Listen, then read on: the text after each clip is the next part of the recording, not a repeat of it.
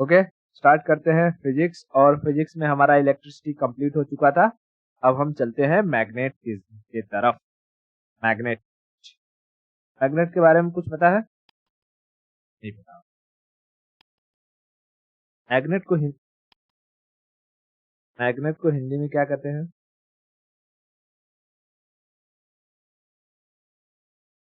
Magnet को हिंदी में कहते हैं चुंबक।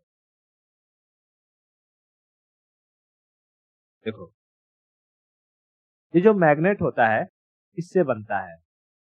तो जैसे हम कहेंगे लोहा किससे बनता है, तो आयरन के ओर से, यानी पृथ्वी के अंदर पृथ्वी के अंदर लोहा, मैग्नीशियम, निकल सब भरे हुए हैं। और जब ये ज्वालामुखी के फॉर्म में फट फट कर ऊपर निकलते हैं तो एक पहाड़ का रूप ले लेता है। उसी पहाड़ को इंसान तोड़ता है तो उनके अंदर हमें लोहा, कहीं न कहीं जिंक, कहीं न कहीं मैग्नीशियम, इन सब के भंडार मिलते हैं। फिर उसमें से इंसान उसे एक्सट्रैक्ट करता है और लोहा बनाता है। लोहे में कार्बन मिक्स करके स्टील बनाएगा, है ना? उसी तरीके से क्या होता है कि हमें मैग्नेटाइट मिलता है। क्या मिलता है? मैग्नेटाइट। मैग्नेटाइट ये भी आयरन का एक ओर है। आयरन का ही क्या है? ओर। ओर मतलब लौह अयस्क जिसको कहते हैं हिंदी में, लौह अयस्क। इसमें बहुत सारी अशुद्धियां मिली होती हैं, मतलब कि छोटे छोटे लोहे के टुकड़े भी रहेंगे और उसी टुकड़ों में मिक्स रहेगा। क्या मिक्स रहेगा? मिट्टी, बालू, धूलकण। समझा? तो जो मैग्नेट बनता है वो मैग्नेटाइट से बनता है। ठीक है, मैग्नेटाइट। और मैग्नेटाइट क्या है? ये आयरन का ओर है एक तरीके का। ठीक है, जैसे हेमेटाइट भी होता है, मैग्नेटाइट भी होता है। लेकिन क्वेश्चन में याद रखना कि अगर पूछा हो कि मैग्नेट में जो मैग्नेटिक प्रॉपर्टी आती है या मैग्नेट किससे बनता है, तो मैग्नेटाइट से बनता है। मैग्नेटाइट क्या है? तो आयरन का ओर है, एक टाइप का लौह अयस्क है। ठीक है। अच्छा, अब अगर हम बात करें, जैसे हम नॉर्मल मैग्नेट के बारे में जब पढ़ते हैं तो हमको समझ में आता है कि एक साइड इसमें नॉर्थ पोल है और एक साइड है साउथ पोल। ठीक है, एक साइड नॉर्थ पोल, एक side south pole.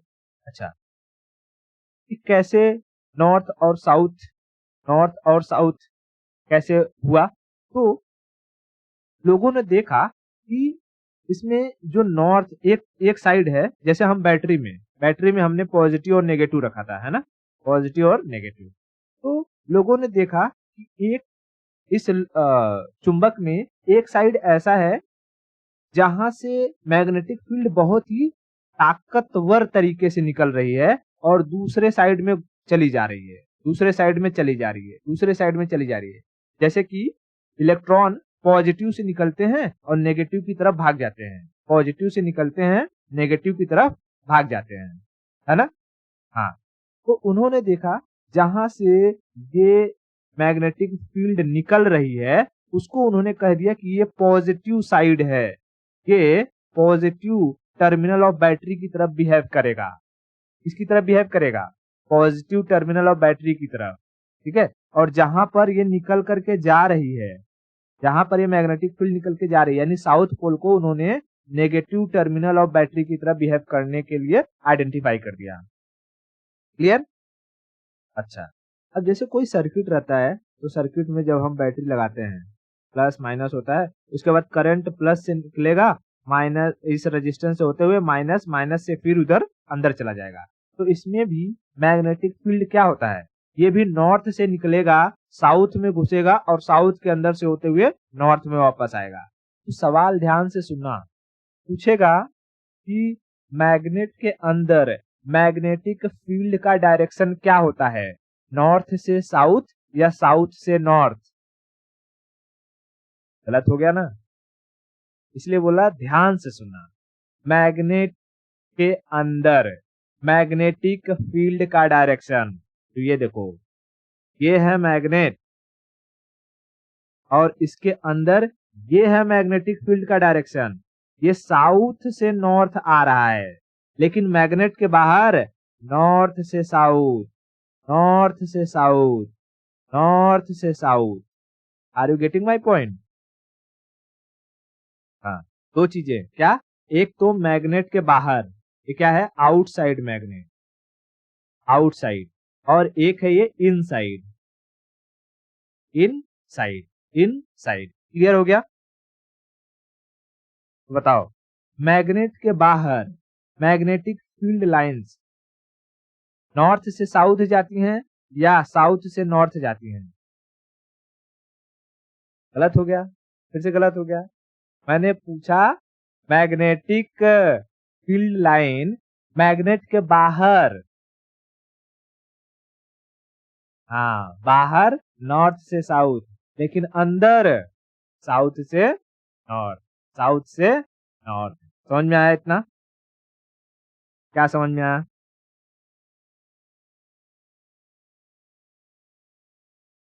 Field, field में जाएगा, ये क्या है, फील्ड, फील्ड क्या है, देखो फील्ड में जाएगा ऐसा कुछ नहीं, ये जो यहां से निकलेगा ये लाइन, इसे ही हम कहेंगे मैग्नेटिक फील्ड लाइन। ठीक है, ये क्या है, magnetic field line, magnetic field line. तो ये तो बाहर भी है और ये अंदर भी है ना, अंदर भी है। तो याद रखना, बाहर आउटसाइड, आउटसाइड इनका जो मूवमेंट है वो कहां से है, नॉर्थ से साउथ, लेकिन इनसाइड, इनसाइड साउथ से नॉर्थ, साउथ से नॉर्थ, साउथ से नॉर्थ। इतना क्लियर हुआ? अच्छा अच्छा, जब मैं कहता हूं कि जब हमने करंट पढ़ा था और करंट में हमने कोई सर्किट देखा था, जैसे ये रजिस्टर है, यहाँ पर हम एक बैटरी लगा देते हैं और ये पॉजिटिव टर्मिनल, नेगेटिव टर्मिनल, तो इसमें से क्या जाते थे, इलेक्ट्रॉन जाते थे, इलेक्ट्रॉन जाते थे, इलेक्ट्रॉन जाते थे, और उसे ही हम कहते थे कि ये करंट जा रहा है ना। तो वैसे ही इसी जो मैग्नेट होता है, जो मैग्नेट होता है, मैग्नेट के अंदर भी क्या होते हैं, इलेक्ट्रॉन्स होते हैं। ठीक है, मैग्नेट के अंदर भी क्या रहते हैं, इलेक्ट्रॉन्स रहते हैं, लेकिन ये इलेक्ट्रॉन अलग अलग कमरे में रहते हैं। इन कमरे को हम डोमेन कहते हैं। जैसे एक कमरा ये हो गया, एक कमरा ये हो गया, एक कमरा ये हो गया, एक कमरा ये हो गया, एक कमरा ये हो गया, एक कमरा ये हो गया, एक कमरा ये हो गया, एक कमरा ये हो गया, और इसमें इलेक्ट्रॉन्स हैं, सारे के सारे इलेक्ट्रॉन्स हैं। तो कहेगा कि मैग्नेट के अंदर इलेक्ट्रॉन कहाँ रहते हैं। ठीक है, मैग्नेट के अंदर इलेक्ट्रॉन कहाँ रहते हैं, तो वो डोमेन में रहते हैं। कहाँ रहते हैं, डोमेन। ठीक है, मैग्नेट के अंदर पाए जाने वाले इलेक्ट्रॉन के कमरे को हम क्या कहते हैं, डोमेन, एटम्स इन डोमेन। ठीक है, डोमेन। इतना क्लियर हुआ क्या, डोमेन। बताओ, मैग्नेट में कितने पोल, दो पोल, कौन कौन से, नॉर्थ और साउथ। इसमें से कौन सा पोल पॉजिटिव टर्मिनल की तरह बिहेव करता है, नॉर्थ, और कौन सा नेगेटिव टर्मिनल की तरह बिहेव करता है, साउथ। बताओ, इन दोनों में से कौन सा टर्मिनल ज्यादा ताकतवर होगा, पॉजिटिव, यानी कि नॉर्थ, है ना, नॉर्थ, नॉर्थ ज्यादा ताकतवर होगी क्योंकि ये पॉजिटिव की तरह काम करता है। तो यहां से मैग्नेटिक फील्ड लाइन निकलेंगी और साउथ की तरफ चली जाएंगी, मैग्नेटिक फील्ड लाइन निकलेंगी और साउथ की तरफ चली जाएंगी। बताओ, मैग्नेट के अंदर, मैग्नेट के अंदर ये जो लाइन निकलती है, इन लाइंस को हम क्या कहते हैं, मैग्नेटिक फील्ड लाइन। ठीक है, magnetic, magnetic field lines, magnetic field lines. तो मैग्नेट के अंदर मैग्नेटिक फील्ड लाइंस का डायरेक्शन क्या होता है, साउथ से नॉर्थ या नॉर्थ से साउथ, साउथ से नॉर्थ, साउथ से नॉर्थ, और मैग्नेट के बाहर नॉर्थ से साउथ। अच्छा, एक मैग्नेट में देखो, जो ऐसा स्ट्रेट वाला मैग्नेट रहता है ना, उसको हम बार मैग्नेट कहते हैं, सीधा रहता है जो, उसको हम कहते हैं बार मैग्नेट।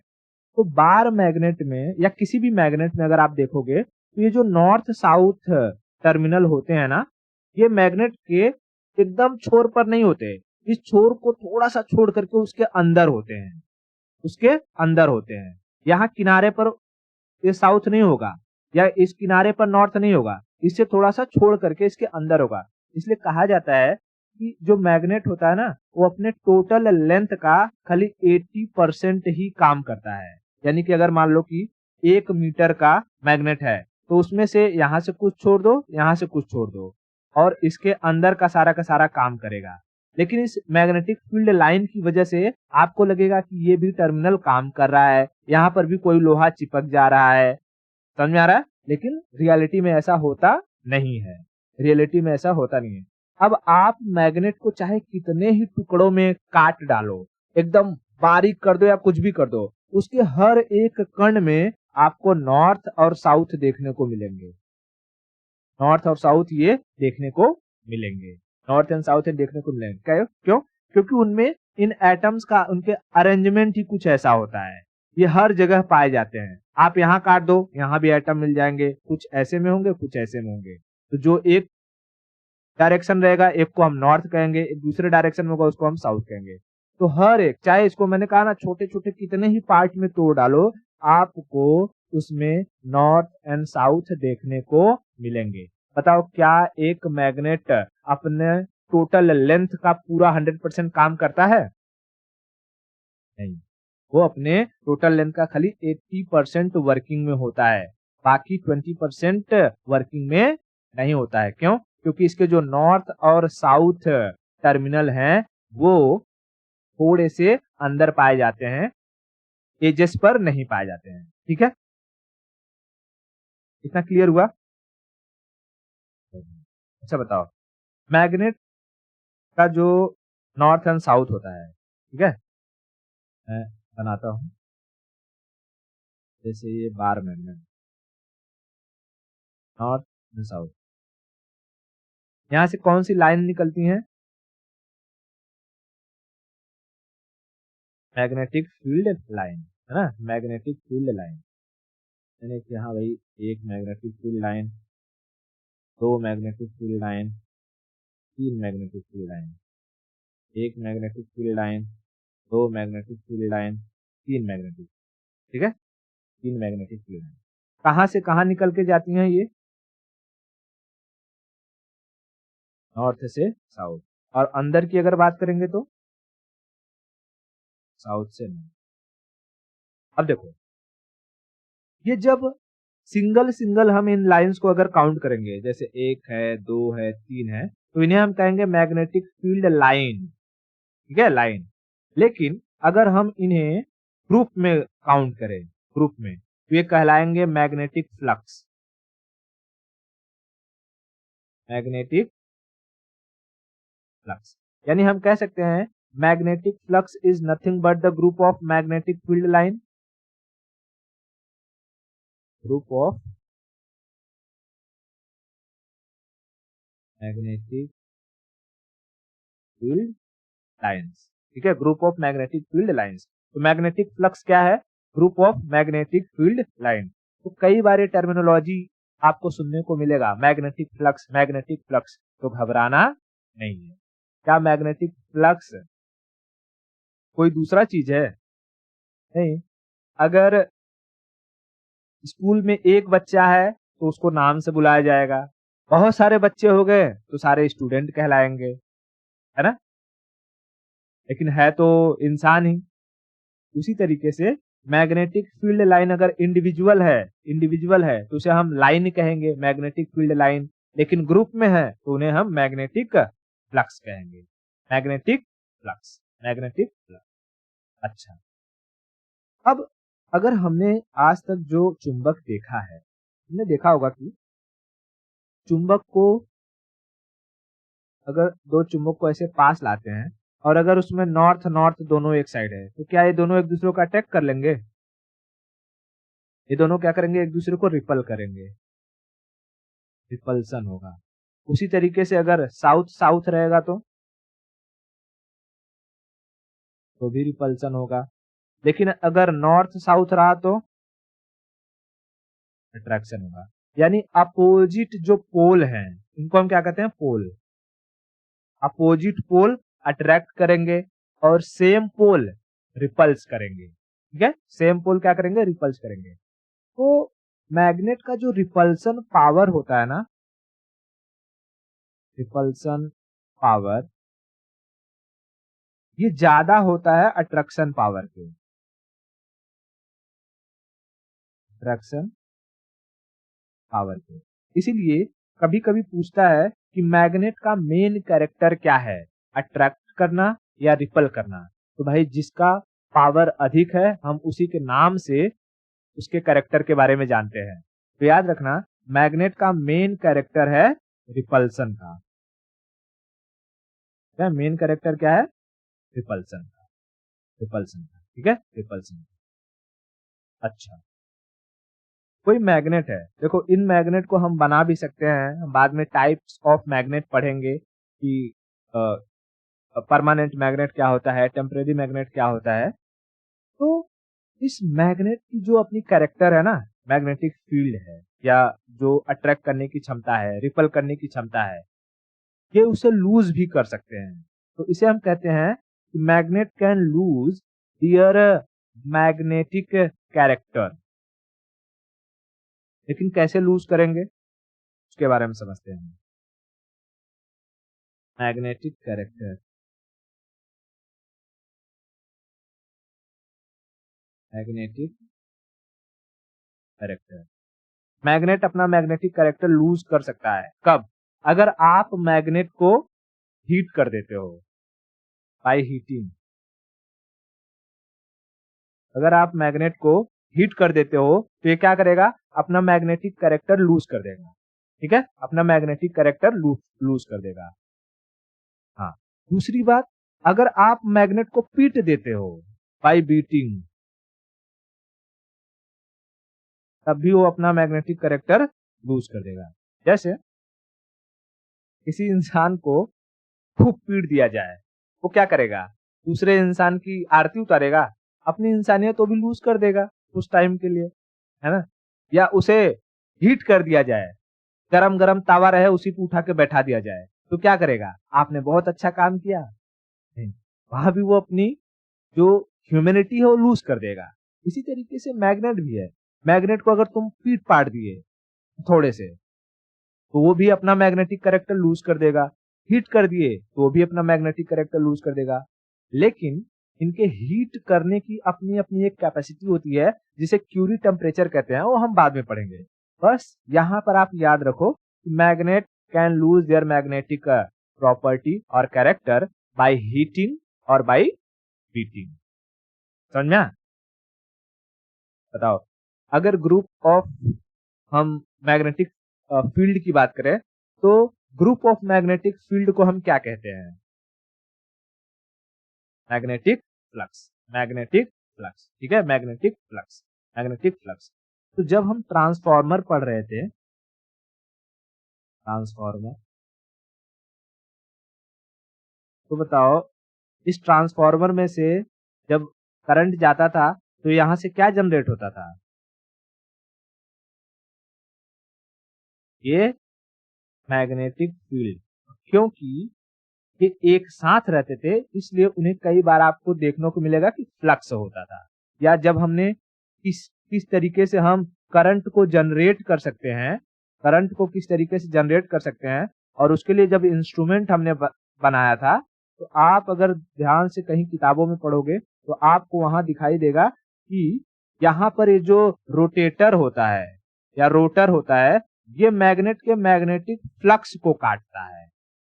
इसको काटता है, फ्लक्स को। तो हमें पहले लगता था कि फ्लक्स कोई दूसरी चीज है और फील्ड कोई दूसरी चीज है, लेकिन ऐसा है नहीं।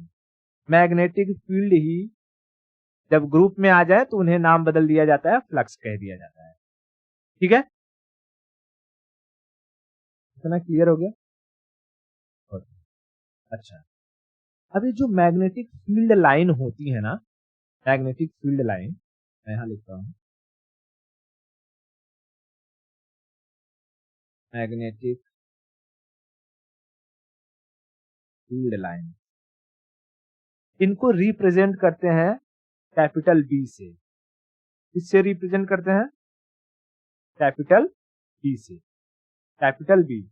और इस मैग्नेटिक फील्ड को, यानी कि कोई हमारे पास अगर मैग्नेट है तो उसकी पावर कितनी है, उसकी कैपेसिटी कितनी है, उसकी कैपेसिटी को मेजर करते हैं या तो टेस्ला में या तो गॉस में। ठीक है, सॉरी मैं कैपेसिटी को नहीं, वो इंटेंसिटी को मेजर करते हैं, उसकी कैपेसिटी को मेजर करते हैं वेबर या मैक्सवेल में। ठीक है, कि कितना तगड़ा है, कितना तगड़ा है। पहले बताओ मैग्नेटिक फील्ड लाइन को किससे रिप्रेजेंट करते हैं?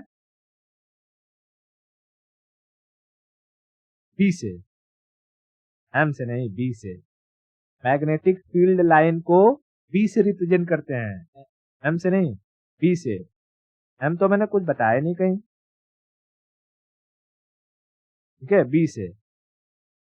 हाँ, मैग्नेटिक फील्ड लाइन को बी से रिप्रेजेंट करते हैं और इसकी कैपेसिटी को हम मेजर करते हैं या तो वेबर में, वेबर साइंटिस्ट थे, या तो मैक्सवेल में, मैक्सवेल में। तो कई बार ये पूछता है कि वेबर और मैक्सवेल में क्या रिलेशन है, वेबर और मैक्सवेल में क्या रिलेशन है। तो ये रिलेशन वो फ्लक्स के रेफरेंस में पूछेगा, कहेगा कि जो मैग्नेटिक फ्लक्स है, ठीक है, क्या? Magnetic flux. मैग्नेटिक फ्लक्स को हम फाई से भी कभी कभी रिप्रेजेंट करते हैं, मैग्नेटिक फ्लक्स को फाई से रिप्रेजेंट करते हैं। ठीक है, हाँ। तो वो कहेगा कि मैग्नेटिक फ्लक्स का जो वेबर और मैक्सवेल रिलेशन क्या है। तो याद रखना है, जो वेबर होता है, वेबर ये बड़ा यूनिट होता है, बड़ा यूनिट। यानी जैसे एसआई यूनिट होता है ना, मीटर बड़ा है, सेंटीमीटर छोटा है। तो 1 मीटर में कितना सेंटीमीटर? 100 सेंटीमीटर। उसी तरीके से वेबर बड़ा यूनिट है और मैक्सवेल छोटा यूनिट है। और इसमें जो रिलेशन होता है, एक वेबर यानी 1 W is equal to 10⁸ maxwell, maxwell. हालांकि इसको W ना लिख करके पूरा वेबर लिखना चाहिए। मैं यहाँ फिर से लिखता हूँ, रिलेशन बिटवीन, यहाँ पहले, हाँ वही, यहाँ लिखता हूँ मैग्नेटिक फ्लक्स। मैग्नेटिक फ्लक्स को फाई से रिप्रेजेंट करते हैं और यहाँ पर अगर हम रिलेशन कहेंगे, रिलेशन हो जाएगा वेबर, एक वेबर बराबर 10⁸ मैक्सवेल। ये रिलेशन याद रखना, कई बार देता है सीधा सीधा, कहता है कि एक वेबर बराबर कितना मैक्सवेल? 10⁶, 10⁻⁶, 10⁸, 10⁻⁸, 10⁸ maxwell, 10⁸ Maxwell. ठीक है, वेबर या मैक्सवेल किसके यूनिट है? मैग्नेटिक फ्लक्स के। ठीक है, मैग्नेटिक फ्लक्स के। मैग्नेटिक फ्लक्स को किससे रिप्रेजेंट करते हैं? फाई से। ठीक है, फाई से। यहाँ ये बी वाला भी भूल जाओ, अभी बी वाला बाद में बताऊंगा। मैग्नेटिक फील्ड लाइन को, उसका भी यूनिट होता है टेस्ला और गॉस। ठीक है, वो इंटेंसिटी को मेजर करता है, मैग्नेटिक फील्ड इंटेंसिटी। ठीक है, अभी इतना समझ में आया पहले? अच्छा, अच्छा, मैं एक डायग्राम बना रहा हूँ और मुझे क्वेश्चन का जवाब देना। जैसे जब मैं, ये है हमारा बार मैग्नेट नॉर्थ साउथ, यहां से निकलेंगी मैग्नेटिक फील्ड लाइंस और इधर से चली जाएंगी। मैं अगर पूछूं कि मैग्नेटिक फील्ड लाइंस स्ट्रॉन्गर कहाँ है, पोल पर या पोल के बाहर, मतलब कि इधर आउटर साइड में। जैसे मैं कहूं यहां पर ज्यादा स्ट्रॉन्ग मैग्नेटिक फील्ड लाइन मिलेगा या यहां पर, पोल पर।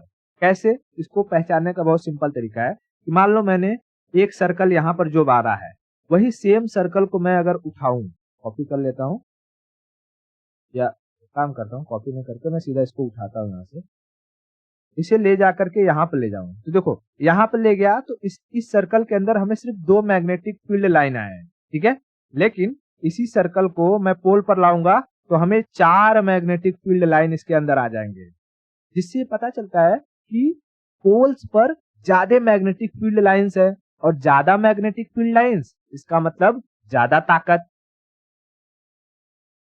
समझा? तो मैग्नेटिक फील्ड लाइन स्ट्रॉन्गर कहाँ होती है?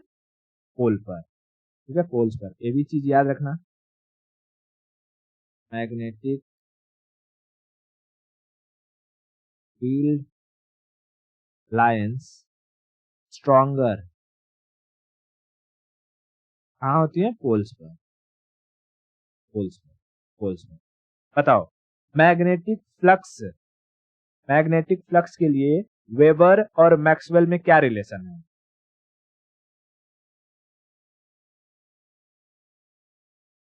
हाँ, एक weber is equal to 10⁸ maxwell, 10⁸ maxwell. Weber को किससे रिप्रेजेंट करते हैं? अरे वेबर को नहीं, फ्लक्स को, फ्लक्स को किससे रिप्रेजेंट करते हैं? पाई से, पाई से, ठीक है, पाई से। उसी तरीके से magnetic field intensity, magnetic field intensity को रिप्रेजेंट करते हैं बी से, ठीक है, कैपिटल बी से, बी से। और इसका यूनिट होता है, इसका यूनिट होता है टेस्ला या गॉस, टेस्ला या गॉस।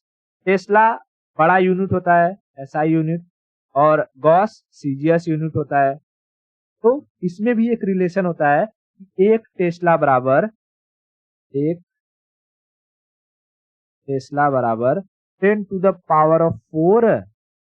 गॉस, 10⁴ गॉस, ठीक है, 10⁴ गॉस। ये भी रिलेशन याद रखना, ये रिलेशन याद रखना। हमें दो रिलेशन इसमें याद रखने हैं, कौन कौन से? एक तो फ्लक्स के लिए पाई, फ्लक्स के लिए एक वेबर बराबर 10⁸ मैक्सवेल, और दूसरा है बी के लिए, बी में एक टेस्ला बराबर 10⁴ गॉस, ठीक है, गॉस, गॉस। ये दोनों याद रखना, ये दोनों में से कोई ना कोई एक पूछता है, ठीक है। अच्छा, अगर तुमने कभी एमआरआई करवाया होगा और एमआरआई की मशीन अगर देखा होगा, ऑब्जर्व किया होगा, तो उस पर लिखा रहता है उस मशीन पर कि वो कितने टेस्ला का है, ठीक है। हमारे पास जो मैग्नेट होता है वो तो कुछ गॉस में उनकी पावर होती है, बहुत ही कम पावर होती है। लेकिन ये जो एमआरआई की मशीन होती है, जिसके अंदर इंसान को ऐसे घुसा देते हैं और फिर उसके सिर विर का जो भी रहता है सब निकाल लेते हैं। तो इस MRI machine, magnetic resonance imaging जिसको कहते हैं, एमआरआई मशीन का जो कैपेसिटी रहता है वो किसमें मेजर करते हैं? वो टेस्ला में मेजर करते हैं, टेस्ला में। क्यों? क्योंकि इसके अंदर सारी की सारी क्वाइलिंग होती है और इस क्वाइल में से जाता है करंट, और हमको पता है अगर करंट है, फ्लो कर रहा है, तो मैग्नेटिक फील्ड जनरेट हो सकता है ना।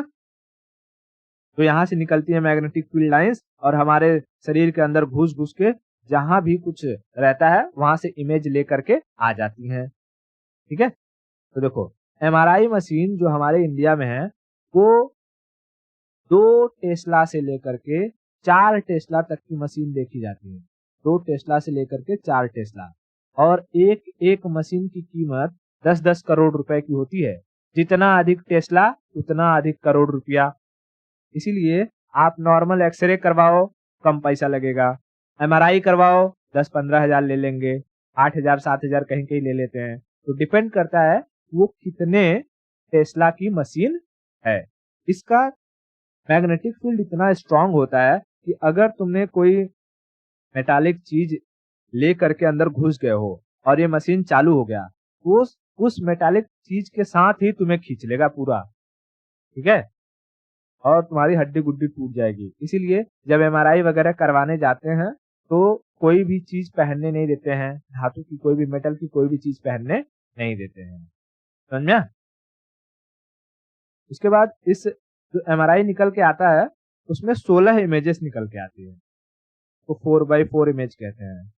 मतलब वो 16 एंगल से इमेज खींचता है पूरा, कि कहीं कोई एंगल छूट ना जाए।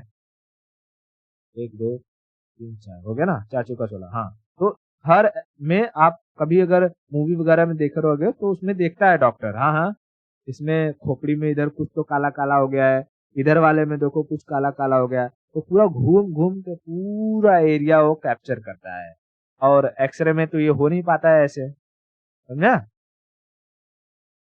तो ये कैसे करता है? क्योंकि हमको पता है मैग्नेटिक फील्ड लाइंस है, मैग्नेट निकलते हैं, और मैग्नेट का जो एक कैरेक्टर है कि वो अट्रैक्ट भी करता है। तो हमारे ब्लड में आयरन होती है कि नहीं होती है? आयरन होती है, ब्लड में मिक्स होती है। तो अब अगर कहीं पर दिमाग में कहीं प्रॉब्लम है और वहां से क्या प्रॉपर ब्लड फ्लो होगा? नहीं होगा। तो जैसे ही वो मैग्नेटिक फील्ड लाइंस आएंगी, वो देखेंगी, अरे यहाँ से तो आयरन मिल ही नहीं रहा है, तो वहां पर काला काला कुछ धब्बा दिख जाएगा उस इमेज में, और डॉक्टर को पता चल जाएगा, ओहो हो यहाँ पर ब्लॉकेज है, यहाँ कुछ चीड़ फाड़ करना पड़ेगा। समझा?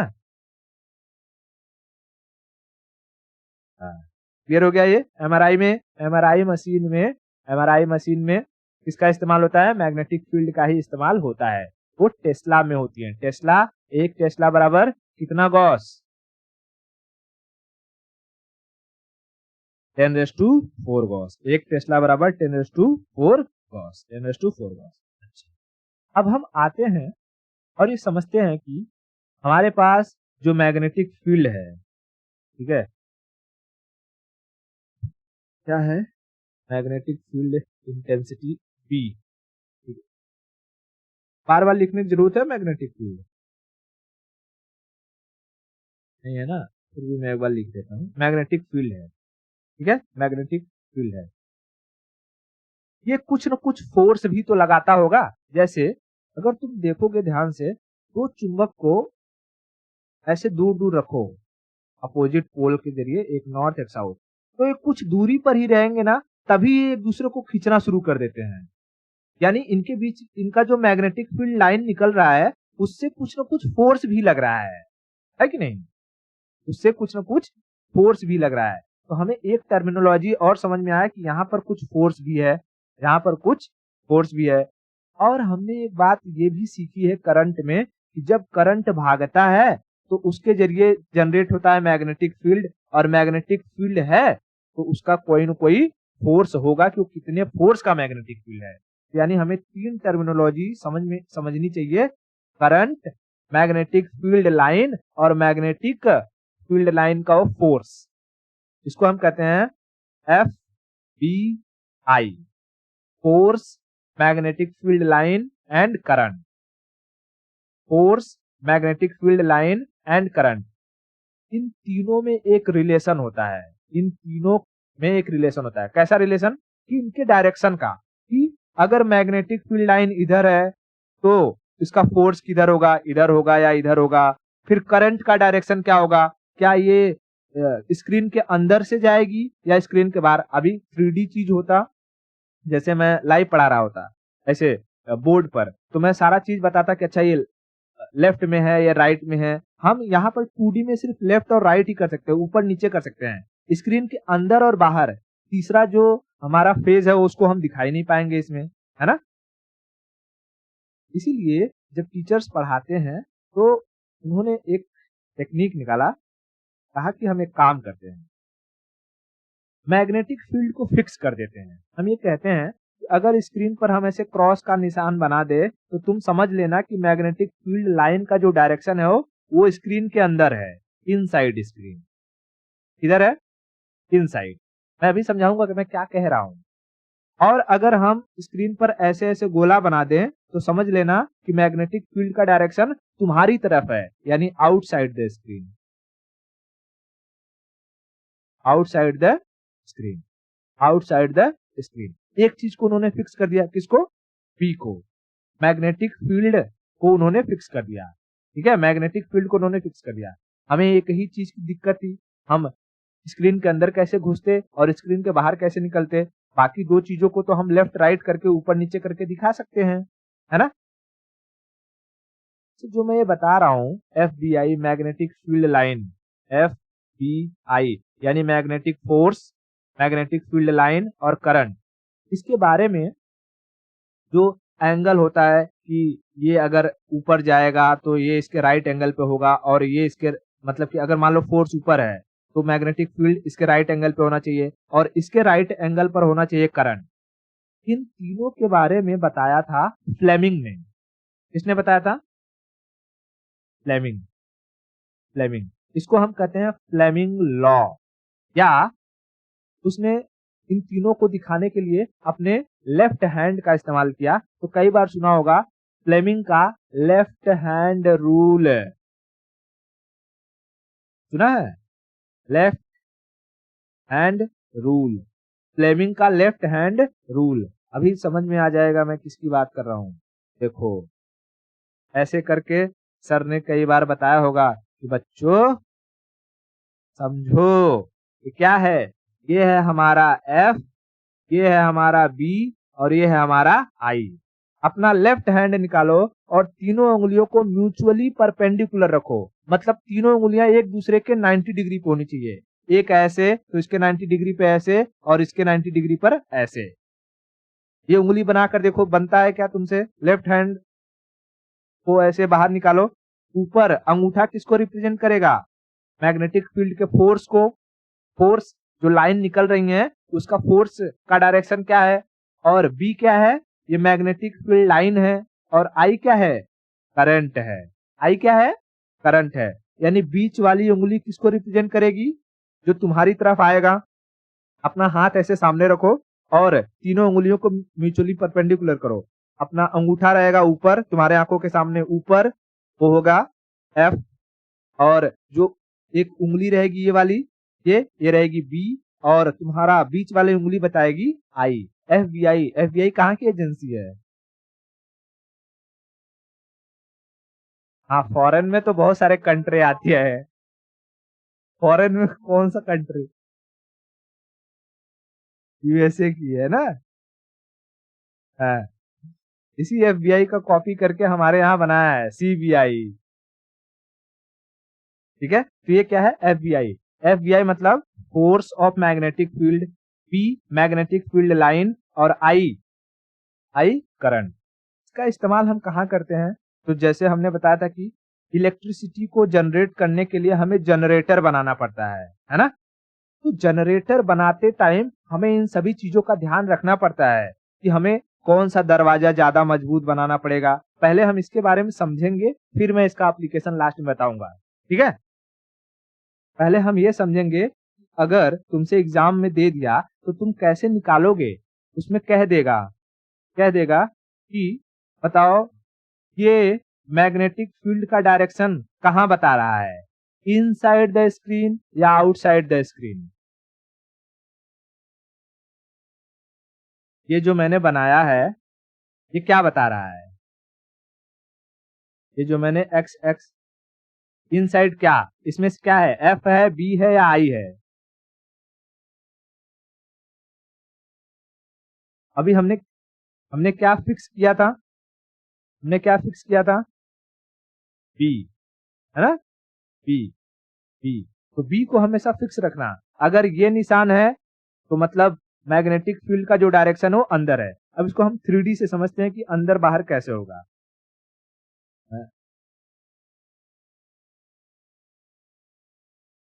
यहाँ देखो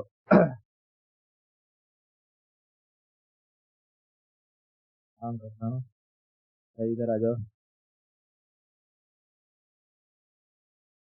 इसको थोड़ा समझना पड़ेगा। हाँ देखो, ये जो इसमें, अब तो देखो ये इसमें उंगली जो तीसरी वाली पोर्शन है ये बंद है, तो इसको तुम ऐसे खुला हुआ समझ लेना। हाँ ठीक है, इसको ऐसे खुला हुआ समझना। 90 डिग्री ये है और ये 90 डिग्री ये है।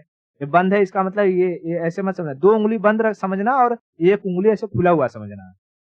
तो जो आने जो है उसी से अभी काम चलाना पड़ेगा। तो अभी देखो, जब मैंने कहा कि बताओ पहले इसमें, ये हमारा लेफ्ट लेफ्ट हैंड ही है ना? इसको हम ऐसे करें, अपने सामने रखेंगे।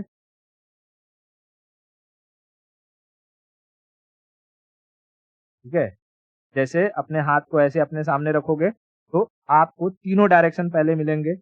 एक ऊपर क्या रहेगा? ये एफ, ये उंगली क्या बताएगी? पी। और आपके साइड आते हुए दिखाई देगी बीच वाली उंगली आई, आई। ठीक है, आई। अब मैंने कहा कि जब भी आपको पता करना रहे उसमें इन तीनों में से कोई एक एक चीज पूछ देगा, एक चीज दे देगा, मैग्नेटिक फील्ड हमेशा देगा।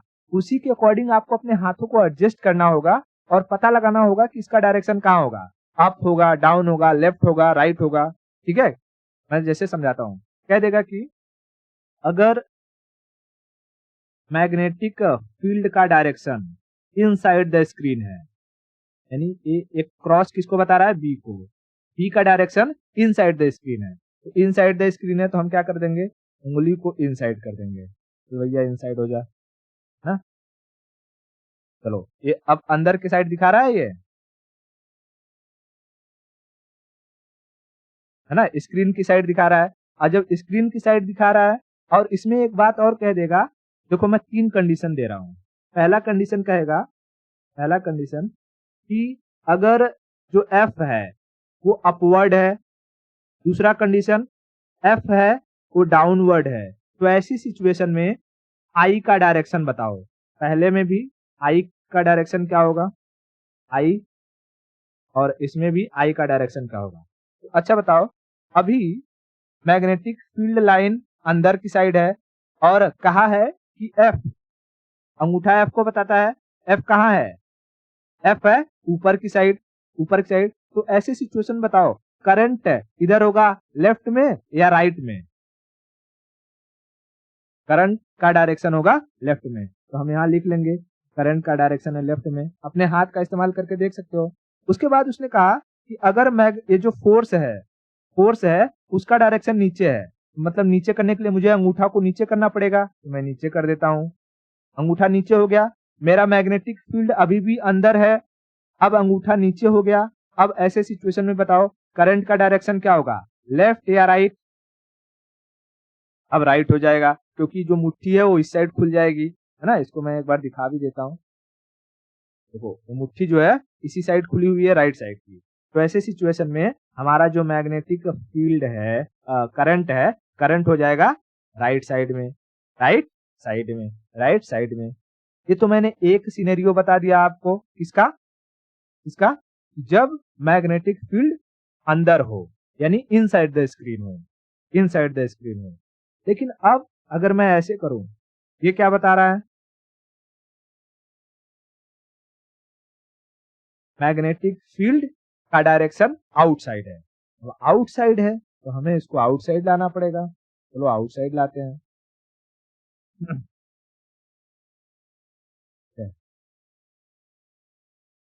आउटसाइड कैसे लाएंगे, तो ऐसे ऐसे कर देते हैं, हमारी तरफ, है ना, हमारी तरफ आ गया, आउटसाइड हो गया। अब इसमें एक चीज वो और दे देगा, अच्छा अब इसमें कहेगा, कहेगा अगर करंट का डायरेक्शन, करंट, करंट के बारे में कह रहा है कि अगर करंट अप है, करंट डाउन है, करंट लेफ्ट में है और करंट राइट में है, तो ऐसे सिचुएशन में जो फोर्स है, फोर्स का डायरेक्शन बताइए, फोर्स यानी एफ का डायरेक्शन बताइए। ठीक है, ये दिया है, आपको ये बताना है। तो बताओ पहले हम क्या निकाल लें, अभी ये कह रहा है कि भाई करंट ऊपर है, और करंट कौन उंगली बताएगी, बीच वाली, है ना।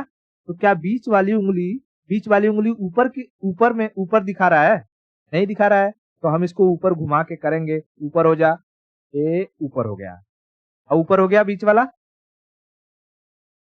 हाँ, अब बताओ जब ऊपर हो गया, उंगली ये ऊपर हो गई बीच वाली, तो ये बीच वाली हमारा क्या हो गया, आई, और ये बाहर की साइड आया है, क्या है, बी है, तो ये इधर क्या गया, ये एफ, यानी एफ का डायरेक्शन क्या हो गया, लेफ्ट। पहले में लेफ्ट है ना, इधर इधर लेफ्ट हो गया ना, तो ये पहले में हो गया एफ का डायरेक्शन लेफ्ट में। अब दूसरे हिसाब से क्या कर रहा है, अब अगर करंट नीचे है, तो करंट नीचे मतलब इस उंगली को हमें नीचे लाना पड़ेगा, तो नीचे की साइड ला देते हैं, भैया नीचे आ जाओ, नीचे आ गया, देखो यहाँ नीचे आ गया, तो उसका एफ का डायरेक्शन बदल गया, है ना, एफ का डायरेक्शन अब क्या हो जाएगा, राइट हो जाएगा। तो यहाँ से हम लिख देंगे एफ का डायरेक्शन हो कैसे हो जाएगा, राइट। ये अपने उंगली से कर करके देखना पड़ेगा, ठीक है, हाँ, नहीं तो वो फिर समझ में नहीं आएगा। पता चला तुमने राइट हैंड का इस्तेमाल कर लिया तब तो पूरा गलत हो जाएगा। याद रखना, फ्लेमिंग ने लेफ्ट हैंड का इस्तेमाल किया था, राइट हैंड का नहीं। राइट हैंड किसी और चीज के लिए इस्तेमाल किया था, वो मैं बाद में बताऊंगा। ठीक है। हाँ, अभी तीसरा कंडीशन क्या कहा है कि करंट को तुम लेफ्ट डायरेक्शन में रखो। सॉरी, इधर है तो राइट डायरेक्शन में। करंट को इधर क्या है, राइट डायरेक्शन में रखो, राइट डायरेक्शन में। तो करंट को अगर राइट डायरेक्शन में करना है तो मैं इसको घुमा दूंगा, यानी हमारी ये जो उंगलियां हैं ये चली जाएंगी, ये ऐसे इस डायरेक्शन में चली गई। अब इस डायरेक्शन में चला गया तो बताओ एफ किधर है, ऊपर की साइड। एफ हो गया ऊपर की साइड, है ना। तो यहां से हमारा जो एफ हो जाएगा, ये हो जाएगा अपवर्ड, अपवर्ड। और फिर कहा कि करंट को तुम ऐसे कर दो लेफ्ट में। ठीक है, हम लेफ्ट में कर देंगे। लेफ्ट में करेंगे तो इसको ऐसे घुमा देते हैं, ये लेफ्ट में चला गया। और लेफ्ट में चला जाएगा तो बस मिल जाएगा हमें। फोर्स किधर चला गया हमारा, ये नीचे की साइड, यानी डाउनवर्ड, डाउनवर्ड, डाउनवर्ड। समझ में आ गया। तो इसमें आपको दो चीज देगा, एक तो साइन बना देगा, ऐसे बना दिया या ऐसे बना दिया, और दूसरा किसी एक चीज का डायरेक्शन फिक्स कर देगा। उसके हिसाब से वो तीसरे का डायरेक्शन पूछेगा, तीसरे का डायरेक्शन पूछेगा। इसे हम क्या कहते हैं, Fleming left hand rule, Fleming left hand rule. ठीक है, और इसका इस्तेमाल किया जाता है जब हम जनरेटर वगैरह बनाते हैं, उस वक्त ये पहचानने के लिए कि जनरेटर जब चलेगा तो मैग्नेटिक फील्ड क्रिएट होगी, और मैग्नेटिक फील्ड क्रिएट होगी तो उसके फोर्स का डायरेक्शन क्या होगा, और फोर्स का डायरेक्शन जिधर होगा उधर की दीवार हमें मजबूत रखनी पड़ेगी। क्योंकि अगर कभी ये जनरेटर टूटा तो इसके अंदर घूमने वाला रोटर अपने फोर्स के डायरेक्शन में ही फेंकाएगा, और जब फेंकाएगा तो अगर दीवार कमजोर होगी तो दीवार तोड़ करके किसी को चोट मार सकता है ना। या इस दीवार को अगर हम कमजोर रखेंगे तो इसका फोर्स अपनी तरफ किसी चीज को खींच सकता है। समझ आ रहा है कि नहीं। हाँ, तो इन सब का इस्तेमाल इसमें किया जाता है जब जनरेटर को हम बनाते हैं उसमें। हालांकि मैं वो अभी एक रियल लाइफ सिनेरियो करके भी बताऊंगा कि देखो अगर ऐसा ऐसा है तो क्या होगा, लेकिन उसको हम नेक्स्ट लेक्चर में समझेंगे। अभी के लिए इतना समझ में आया क्या, फ्लेमिंग का लेफ्ट हैंड रूल कैसे इस्तेमाल होता है, इससे हम किस तरीके से चाहे फोर्स हो, देखो इसमें दो चीजें फिक्स रहेगी, कौन कौन सी, कोई एक दे देगा, ये बी, ठीक है, बी या तो फोर्स को डायरेक्शन बता देगा या फिर करंट का डायरेक्शन बता देगा, और जिसका बताएगा उसके अपोजिट तीसरे का पूछ लेगा। बहुत ही आसान सा है, बस हाथों को पकड़ो, उल्टा नीचे सीधा ऊपर करो, नहीं तो तुम याद इसे कभी कर ही नहीं सकते कि अच्छा ये ऊपर होगा तो क्या राइट में होगा क्या लेफ्ट में होगा, कभी याद नहीं कर सकते इसको। ठीक है, आज के लिए इतना रखते हैं, बाकी की स्टोरी हम नेक्स्ट लेक्चर में करें।